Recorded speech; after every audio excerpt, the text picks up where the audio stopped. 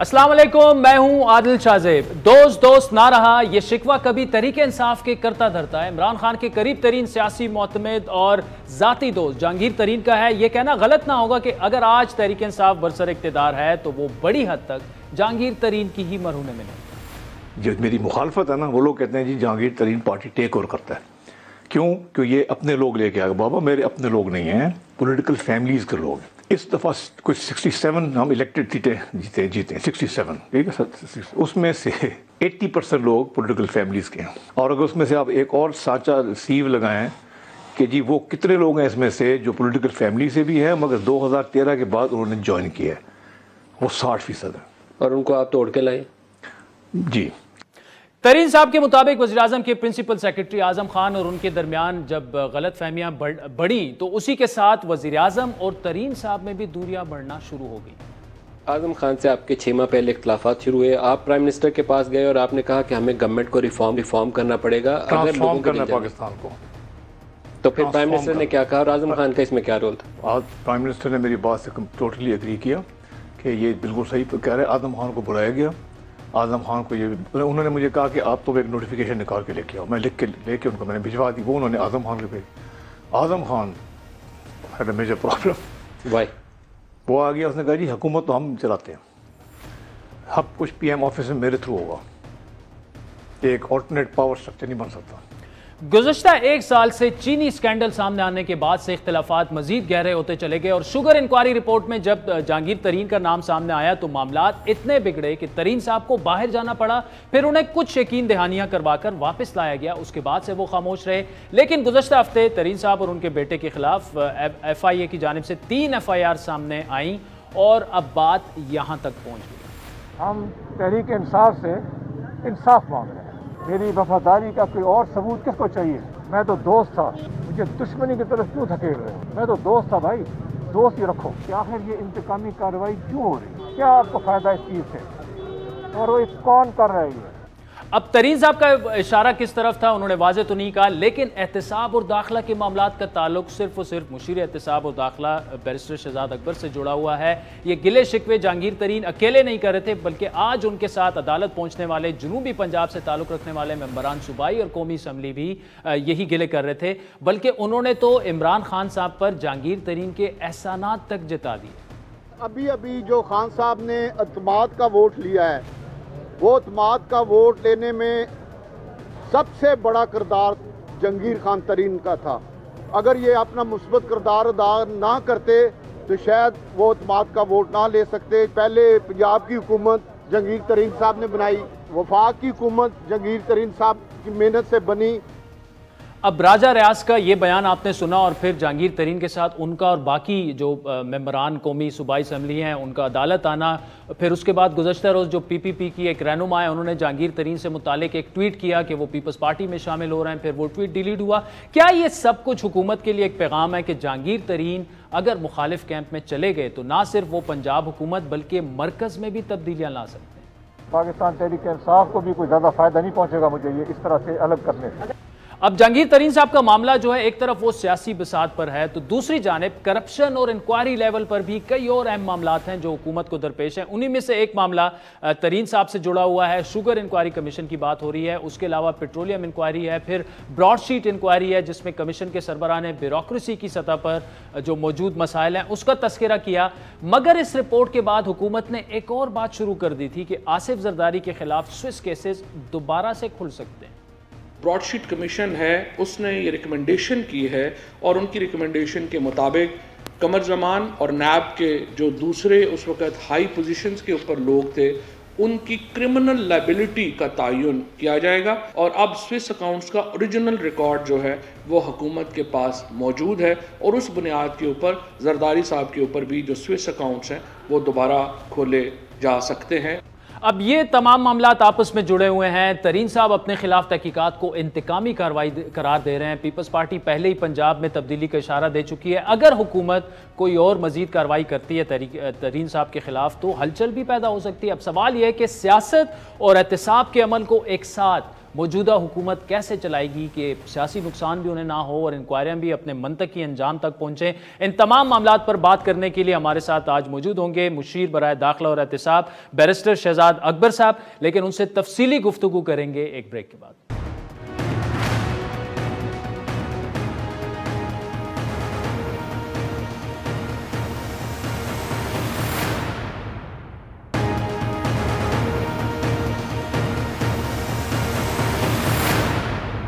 Welcome back नाज़रीन। मुशीर बराए दाखिला और एहतिसाब बैरिस्टर शहजाद अकबर साहब हमारे साथ मौजूद हैं। बैरिस्टर साहब, thank you so much for joining us. तरीन साहब तो सीधा सीधा ये कह रहे हैं कि मेरा मीडिया ट्रायल करवाया जा रहा है, कोर्ट में आकर वो बात नहीं कर रहे। जो इल्जामात मुझ पर लगे हैं, क्या सिर्फ मेरी शुगर मिले हैं, इंतकामी कार्रवाई का वो कह रहे हैं।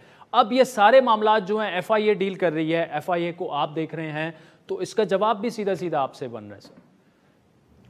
जी शाहजेब, शुक्रिया। देखिए, बात यह है कि आज मैंने प्रेस कॉन्फ्रेंस भी इस चीज़ के ऊपर की थी और ये अर्ज़ किया था कि ये बड़ा मुश्किल सा काम है अपनों से सवाल करना, लेकिन इस मुश्किल की वजह से ये काम छोड़ा नहीं जा सकता।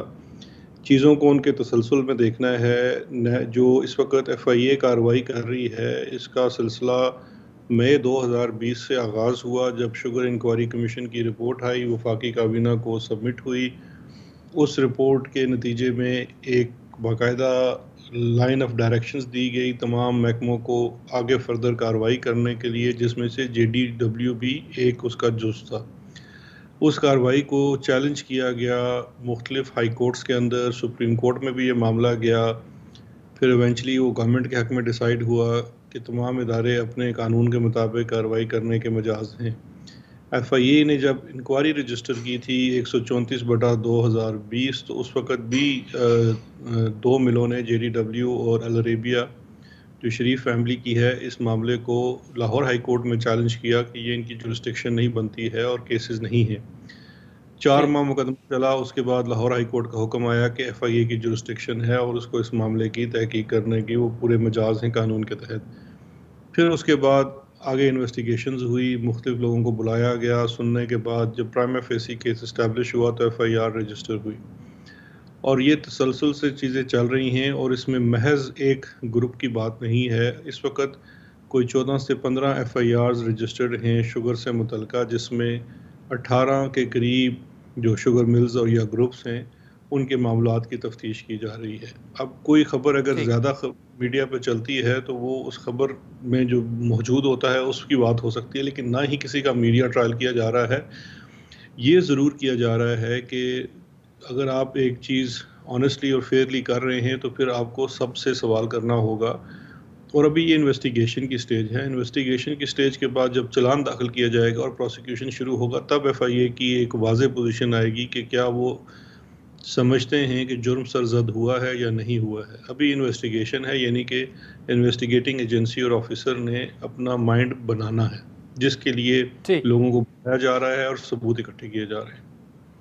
ठीक है। अच्छा बैरिस्टर साहब, यहाँ पर अगर सिर्फ हम बरतानिया की बात करें, जब इल्ज़ामात लगते हैं उनकी तहकीकात होती हैं, क्राउन प्रोसिक्यूशन के पास वो जाता है, मामला जाता है, और वो जब मुकदमा दर्ज हो जाता है तो उसमें तकरीबन 90% यही होता है कि आप चार्ज हो जाएंगे। अब तरीन साहब के मामले में आपने तो कहा ऑनेस्टली फेयरली सब कुछ हो रहा है, लेकिन एक सवाल मेरा आपसे ये है कि क्या ऐसा तो नहीं है कि उनके चूंकि आज़म खान साहब से ताल्लुकात सारी दुनिया को पता है कि वो ठीक नहीं है, फिर वो आपका भी दबे अल्फाज में नाम लेते रहे हैं, तो इसमें क्या ये पर्सनल एक रिवेंजफुल वे में तो ये सारा सब कुछ नहीं हो रहा? और आप कितने श्योर हैं कि तरीन साहब के ख़िलाफ़ ये जो इल्ज़ामात हैं ये बिल्कुल ठीक हैं? और क्योंकि मीडिया ट्रायल तो उनका हो चुका है, ऑलमोस्ट अभी भी हो रहा है। देखिए, 2 चीज़ें हैं।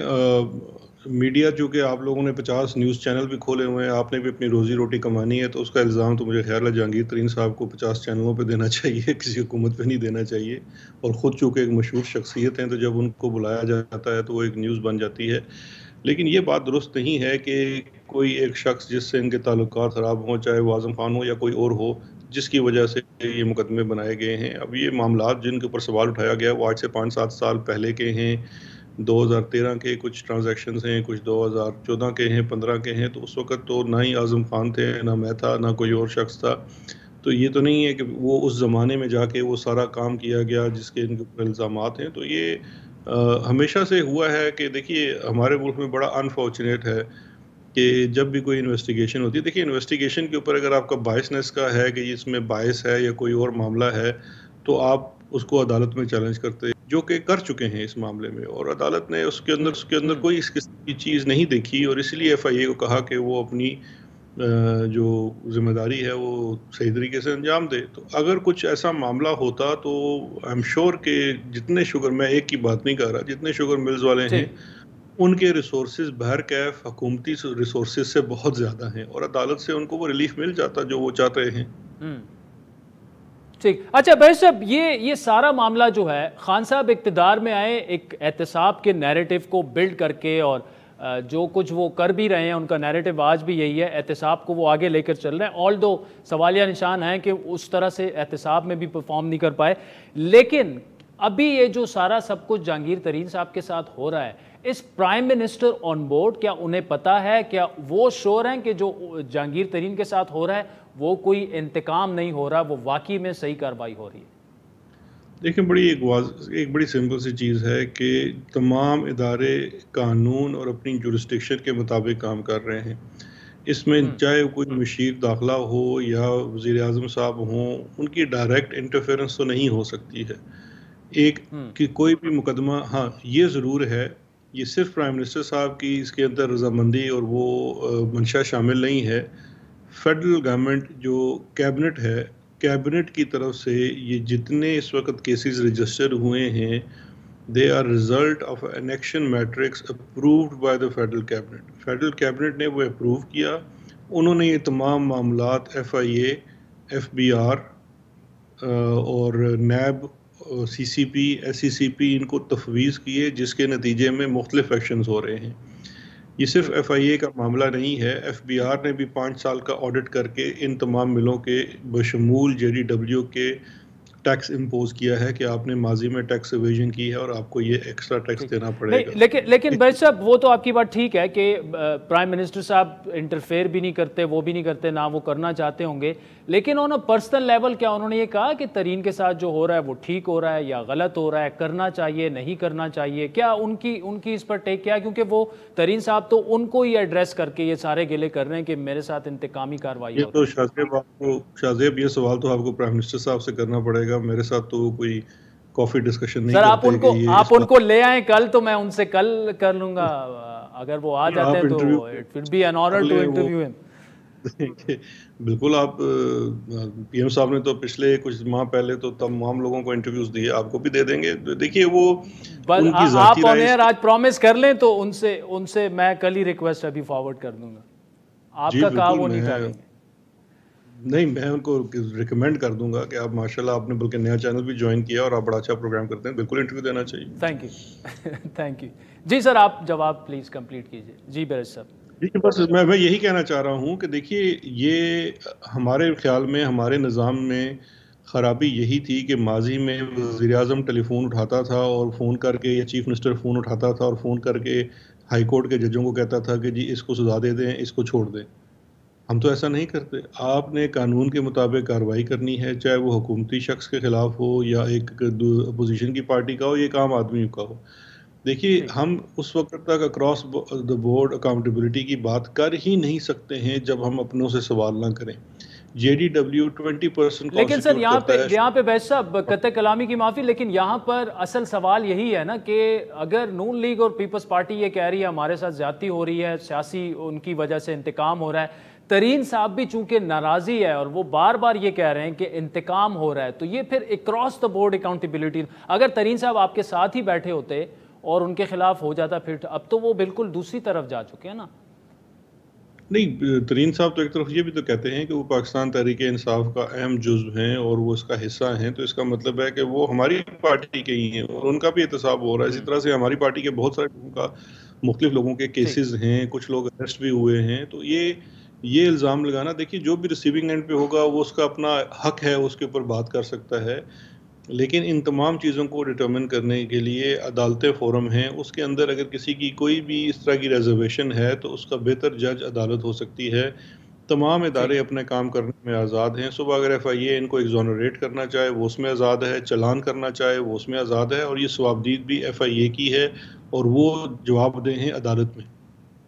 ठीक। अच्छा बैस साहब, अगर आपको इसका अंदाज़ा है, आपने आज जहांगीर तरीन साहब ने जो कहा वो देखा होगा, उनके साथ MNAs MPAs भी थे, तो इस सब कुछ का तहरीक इंसाफ को सियासी नुकसान भी हो सकता है। पंजाब की गवर्नमेंट भी जा सकती है, यहाँ मरकज़ में भी आपको प्रॉब्लम हो सकती है। तो ये आपके जहन में है कि ये सारी चीज़ें जो हैं वो तहरीक इंसाफ को घर भी भिजवा सकती हैं? देखिए, दो चीज़ें हैं। एक तो ये है कि इस चीज़ का फ़ैसला मैंने तो नहीं करना और FIA ने तो लाजमन नहीं करना कि वो पाकिस्तान तहरीक इंसाफ की हुकूमत चलाने के लिए किसके ऊपर केस बनाएगी और किस के ऊपर केस नहीं बनाएगी। ये बड़ी लॉजिकल सी बात है। दूसरा, मैं आज सुन रहा था कि उन्होंने शायद किसी साहब ने या रियाज साहब ने ये फरमाया है कि जी इमरान खान साहब को एतमाद का वोट जो है वो तरीन साहब की वजह से मिला है। ये भी मैं समझता हूँ बड़ी मयूब बात है, क्योंकि तरीन साहब is not in the system. Imran Khan साहब एतमाद का वोट लेना अपोजिशन ने नहीं मूव किया था, तो उन्होंने ख़ुद डिसाइड किया कि मैं एतमाद का वोट लूँगा, और वो ख़ुद असम्बली में गए और उन्होंने एतमाद का वोट लिया और कॉन्स्टिट्यूशनल मैनर में लिया। नवाज शरीफ की तरह 90s में उन्होंने कोई करारदाद पेश नहीं करवाई। तो मैं ये समझता हूँ कि अगर इसमें उनको एतमाद का वोट मिला है तो उनको अपनी शख्सियत की वजह से मिला है, और उनके ऊपर जो अरकान का एतमाद है तो उसकी वजह से मिला है। ठीक है। अच्छा, और बैर साहब, कुछ आप ये कहना चाहेंगे कि पर्सनल कोई चीज़ नहीं है आपकी जहांगीर तरीन के खिलाफ या आजम खान साहब की, ऑल्दो आप ऊपर क्लैरिफाई कर चुके हैं इंटरव्यू में, लेकिन जी पहले भी क्लैरिफाई कर चुका हूँ, मेरा हरगिज़ कोई जहांगीर तरीन साहब के साथ ना इख्तलाफ है। मैं तो उनकी बड़ी इज़्ज़त करता हूँ। बड़े कामयाब वो बिजनेसमैन हैं, कामयाब एग्रीकल्चरलिस्ट हैं। बड़े माजी में 2004 से मेरा ख्याल है शायद वो मुख्तलिफ हुकूमतों का हिस्सा भी रहे हैं, एडमिनिस्ट्रेशन का भी उनको एक्सपीरियंस है। वो एक ज़ाती राय है और वो अपनी जगह को मौजूद है। मैंने आज सुबह भी अपनी प्रेस कॉन्फ्रेंस में अर्ज़ की थी कि एक बड़ी नाखुशगवार किस्म की जॉब है एहतसाब करना। ये कोई इतना आसान काम नहीं है, because you don't make friends. और वो एक मकूला भी है कि अगर if you want to make friends then start selling candies. तो ठीक है। अच्छा बैर साहब, आखिरी जो दो छोटे छोटे सवालात हैं वो ये हैं कि एक तो ब्रॉडशीट वाला जो मामला था, उसके बाद से फवाद चौधरी साहब ने ये कहा था कि जी स्विस अकाउंट्स जो हैं उनका रिकॉर्ड मौजूद है, जरदारी साहब के खिलाफ मुकदमात खोले जा सकते हैं, तो वो खोलने का इरादा है? खोलेंगे आप? खोले जा सकते हैं? वफाकी काबीना जो ब्रॉडशीट की सिफारिशात आई थी उसमें से एक जो क्वेश्चन का उनका जवाब था TOR का कि जो स्विस केसेस का पाकिस्तान दो उसके हिस्से हैं। एक वो कहे कि जो स्विट्ज़रलैंड में थे वो तो अब इरिवर्सिबल हैं, क्योंकि वहाँ पे जो पैसा फ्रीज था वो रिलीज़ कर दिया गया और अब पैसा स्विट्ज़रलैंड में रहा ही नहीं है। तो अगर हम कोशिश भी करेंगे तो सही इल्हा हासिल होगी। लेकिन उन केसेस का जो दूसरा हिस्सा था वो पाकिस्तान में था, जो ट्रायल्स चल रहे थे। इन केसेस का कंक्लूजन इस तरह से हुआ कि नैब की तरफ से 2011 और 2017 के बीच में मुख्तलिफ फेजेस में ये प्रोसिक्यूशन की तरफ से अदालत में था कि ओरिजिनल रिकॉर्ड मौजूद नहीं था, जिसकी बेस के ऊपर बरियत हुई। अब चूँकि कमीशन ने ये डिटर्मिन किया है कि at all material time original record NAB के पास मौजूद था और ये वहाँ पे गलत बोला गया, गलत मिस स्टेटमेंट दी गई अदालत के अंदर, जिसकी वजह से ये हुआ। और कमीशन ने ये भी कहा है कि चूँकि ये सारे मामलात अभी अपीलेट स्टेज के अंदर हैं तो ये फैक्ट उनके सामने लाया जाना चाहिए, और सेकेंडली ये भी इन्वेस्टिगेट करना चाहिए कि उस वक़्त ये किस तरह से अदालत में मिस स्टेटमेंट की गई, बिकॉज ये तो सीधा सीधा आपने गुमराह किया कानून को। तो इन दोनों चीज़ों के ऊपर जो कैबिनेट ने अप्रूव किया है कि FIA तहकीक करेगी कि नैब में कौन लोग जिम्मेदार थे जिन्होंने ये स्टेटमेंट दी और किसके ऑथराइजेशन पे दी। अच्छा बैर साहब, तो इस जो सियासी मामलात पे जो हो रहा है उससे हटकर जरदारी साहब के जो केसेस थे वो उसी तरह जारी रहेंगे? ऐसा तो नहीं होगा कि हाथ अब होला रखा जाएगा उन पर? नहीं, देखिए, हाथ सख्त और होला तो नैब के केसेस उनके यहाँ चल रहे हैं और नैब मेरा ख्याल है कि केसेस को परसू कर रहा है। उनके और उनसे मिलते हुए सब लोगों के केसेस तेज़ चलाने के लिए अदालतों में भी इजाफा किया जा रहा है ताकि केसेस ज़्यादा तेज़ी से चल सकें। लेकिन आप ख़ुद समझते हैं कि जब अदालत में ट्रायल का वक्त आता है तो गवाहियों के मौके पे बड़े लंबे लंबे क्रॉस किए जाते हैं, मल्टीपल एप्लीकेशंस डाली जाती हैं। जरदारी साहब के केस में नाइक साहब हर चौथे रोज़ हाई कोर्ट में चैलेंज कर देते हैं, ट्रायल रुक जाता है, उसके ऊपर फैसला आता है। तो ये वो ट्रिक्स हैं जो हमारे निज़ाम की कमज़ोरी की वजह से इस्तेमाल किए जाते हैं, जिससे ट्रायल प्रोलॉन्ग हो जाता है, लेकिन इसका ये मतलब नहीं है कि किसी किस्म की कोई डील है। ठीक, बैरिस्टर शहजाद अकबर साहब, thank you so much for joining us. आपने सुना कि किसी किस्म की डील नहीं है जरदारी साहब के खिलाफ के साथ जो है। नाज़रीन, वक्त तो चाहता है एक ब्रेक का, जिसके बाद conflict of interest Tabish Gauhar साहब पे एक दफ़ा फिर इल्ज़ामात लग चुके हैं, मामले खुसूसी बराए तवानाई हैं, वो हमें ज्वाइन करेंगे हमारे साथ।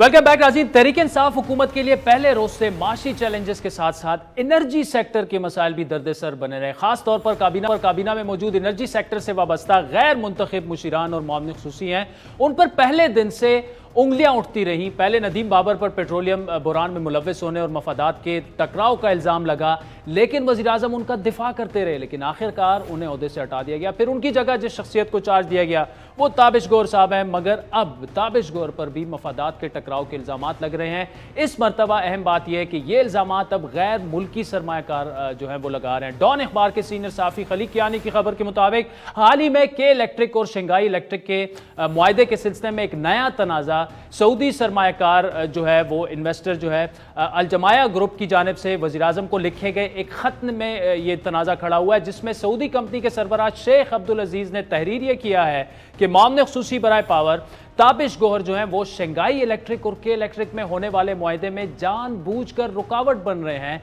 खत के मुताबिक गुज़श्ता माह दौरे पाकिस्तान में ये यकीन दहानी उन्हें कराई गई थी शेख अब्दुल अजीज़ को कि ज़ेर इल्तिवा मसाइल के हल की जो दस्तावेज़ है उसको हतमी शक्ल दी जा रही है, ये आखिरी मराइल में है। लेकिन ताबिश गौहर ने उनके मुताबिक 10 मार्च को के इलेक्ट्रिक के तमाम जो बैनुल अक़वामी गैर मुल्की सरमायाकार हैं उनकी ब्रीफिंग में ऐसे रिमार्क्स दिए कि हुकूमत और के इलेक्ट्रिक के दरमियान ज़ेरे इल्तिवा जो मसाइल हैं वो जल्द हल की तवक्को नहीं है। अल-जमाया ग्रुप के सरबराह के मुताबिक मामले खुसूसी के इस बयान से 15 साल से जो गैर मुल्की सरमायाकार हैं सऊदी और कोयती सरमायाकार हैं उनको बेहद मायूसी हुई।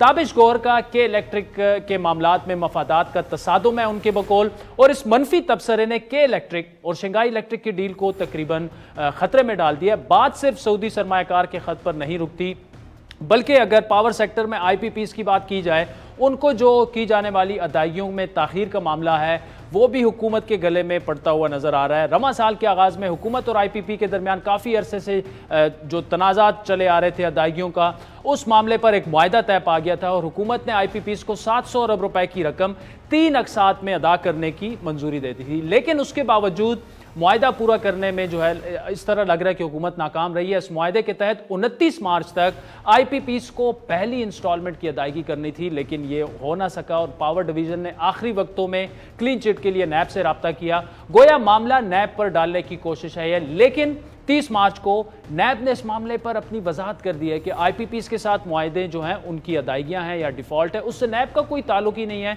लेकिन गुज़श्ता रोज़ नैब ने पावर डिवीज़न को भी ख़त लिखा है कि हुकूमत को 47 IPPs के साथ नज़रसानी शुदा मुआहदा जो है उस पर अमल दरामद का भरपूर हक है। अब मामला ये है कि IPPs को अदायगियों का मामला लटका हुआ है, जिसकी वजह से इस मुआहदे से होने वाला जो अवाम को फ़ायदा था वो भी ख़तरे में पड़ गया। दूसरी जानिब शंघाई इलेक्ट्रिक और के इलेक्ट्रिक के दरमियान जो मुआहदा था उसका मामला भी इस खत लिखने के बाद गैर यकीनी से दो चार होता नजर आ रहा है और इन दोनों मामलात का जिम्मेदार पावर डिवीजन को ठहराया जा रहा है। तो इस मामले पर बेहतर जवाब जो है वो पावर डिवीजन और उन दोनों मामलात से जुड़ी शख्सियत मामले खुसूसी ताबिश गौहर साहब हमारे साथ खुद आज मौजूद हैं, वही दे सकते हैं। ताबिश गौहर साहब, thank you so much for joining us.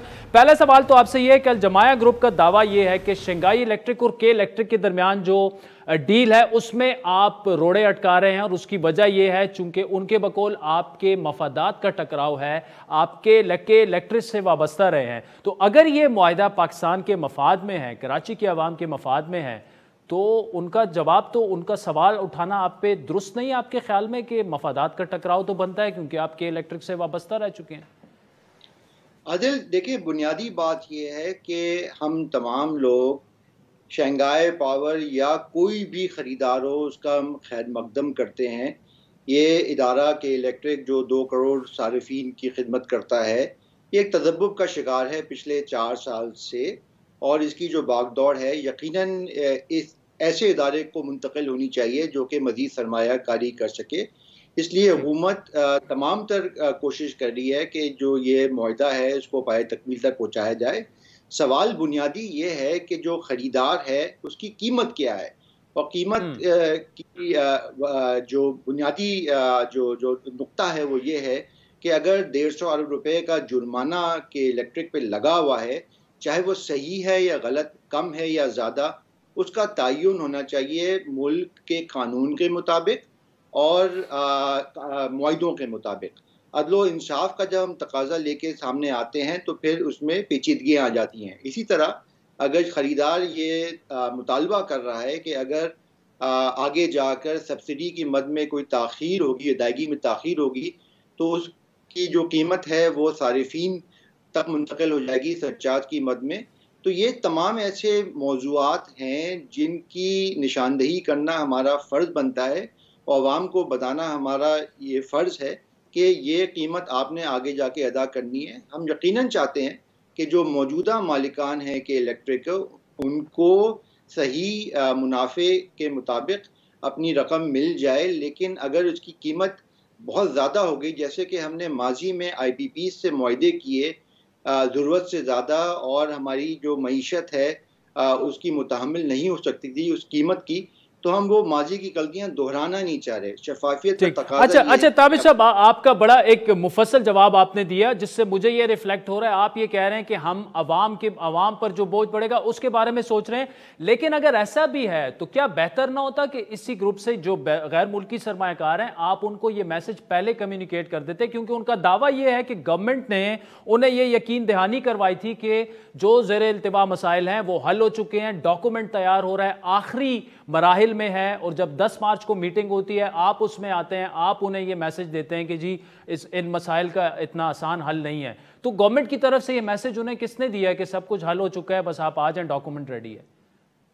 नहीं, ये तासुर गलत था कि तमाम मसाइल हल हो गए हैं। जो सालिसी किरदार आर्बिट्रेशन ट्राइब्यूनल ने अदा करना है उसमें टर्म्स ऑफ रेफरेंस पे एक मुतनाज़ बात ज़रूर थी और इस पर कोई तयशुदा मामले तक नहीं पहुँचे थे।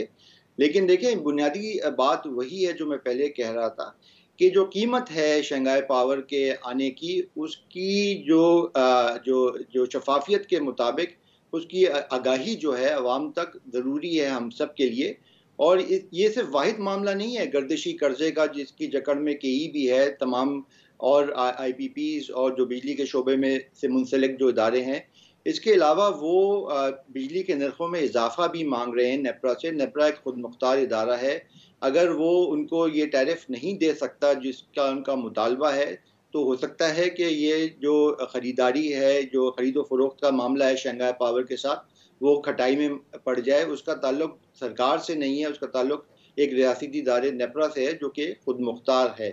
इसी तरह हमने उनसे वादा किया है कि हम मज़ीद बिजली आपको देंगे, लेकिन उसकी शर्त यह है कि एक कमर्शियल बुनियाद पर मुआहदा हो, जिस तरह वो तमाम और अपने जो IPPs हैं या जिनसे वो गैस ख़रीदते हैं या जिनसे और भी कोई माल ख़रीदते हैं, वक्त पे उनकी अदायगी करते हैं, सारिफीन से बिल वक्त पे लेते हैं। इसी तरह वो के NTDC से या सरकार से जो बिजली ले रहे हैं उसकी अदायगी भी वक्त पर करें। ये भी एक हमारा मुतालबा है जो कि जायज़ है। लेकिन तमाम मामलात को हल करने के बाद ही ये शंघाई का ट्रांजैक्शन हो पाएगा। और उसके बाद ये भी नहीं इस बात की गारंटी कि जो कीमत शंघाई पावर उनको देगा क्या वो काबिल कबूल होगी मौजूदा मालिकान के लिए, इसका तयन तो वो खुद करेंगे। तो अभी तो बहुत सारे अच्छा, इसमें अभी बहुत सारे मराइल इसमें बाकी हैं ताबिश साहब, लेकिन अभी यहाँ पर मैं आपकी बात नहीं कर रहा, लेकिन आपसे पहले जितने भी लोग आए हैं वो अपने आप को अक्ले कुल समझते रहे। अगर हम रेकॉर्ड एक्ट की बात करें, ब्रॉडशीट वाला मामला हो, लेकिन इंटरनेशनल आर्बिट्रेशन में जब ये मामला चले जाते हैं तो पाकिस्तान को बिलियंस का नुकसान पड़ता है। तो अगर यही कंपनीज, अगर शंघाई पावर है या साथ में सऊदी ग्रुप है, ये चले जाते हैं आर्बिट्रेशन में, तो और फिर पाकिस्तान को अरबों का चूना लग जाता है, तो क्या आप समझते हैं कि ये दुरुस्त फैसला है? ऐसा नहीं होगा, और अगर ऐसा होता है मुस्तकबिल में तो जिम्मेदारी फिर आप पे ही आएगी इसकी। देखिए, रिको डेक या कोई भी ऐसा जो माजी में केस हम हारे हैं उसके डर से हम ये तो नहीं कर सकते कि जो असूली मौक़िफ़ है उससे हम दस्तबरदार हो जाएं। यहाँ पे अरबों रुपयों की बात हो रही है और ये कौमी ख़जाने से ही जाना है। 2 करोड़ लोगों की बात हो रही है जिनके बिजली के निर्ख में इजाफे का मुतालबा हो रहा है। तो अगर हम समझते हैं कि कानून के मुताबिक, मुल्क के आइन के मुताबिक हमने कोई मौक़िफ़ इख्तियार किया हुआ है, तो यकीनन चाहे वो मकामी अदालत हो या बैनुल अक़वामी अदालत हो, उसमें हम सुरख़रू होंगे।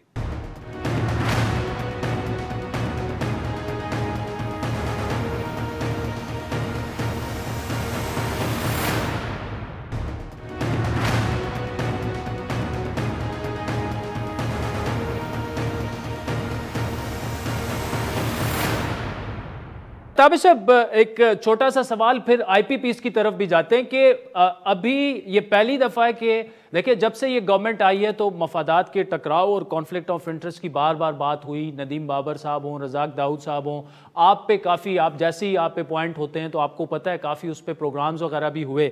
लेकिन अभी गैर मुल्की सरमायाकार अगर ये बातें कर रहे हैं और वो वज़ीर-ए-आज़म को ख़त लिख कर ये कह रहे हैं, आपका केस तो बिल्कुल क्लियर कट है, आप तो कह रहे हैं मैं अवाम की बात कर रहा हूँ और वो मैं करता रहूँगा। लेकिन मफादात का टकराव जो है ये आप चूंकि के इलेक्ट्रिक से भी वाबस्ता रहे हैं, तो क्या बेहतर नहीं होगा कि के इलेक्ट्रिक के जो मामलात हैं, although you are energy minister, लेकिन के इलेक्ट्रिक के मामलात जहां पे भी आए थोड़ा सा आप स्टेप बैक हो जाएं कि यार कोई और डील कर ले, सेक्रेटरी डील कर ले, क्योंकि मैं के इलेक्ट्रिक से वाबस्ता रह चुका हूँ। देखिए इसमें आदिल, पहली बात तो ये है कि मफादात का टकरार मेरे लिए तो है ही नहीं, क्योंकि मेरा केई में कोई शेयर नहीं है। मैं 6 साल पहले केई से मुस्ताफ़ी हो गया था। और लेकिन उससे भी ज़्यादा जो अहम बात वो ये है कि मैं तो एक मामले खुसूसी हूँ, मेरे हाथ में कोई कलम नहीं है।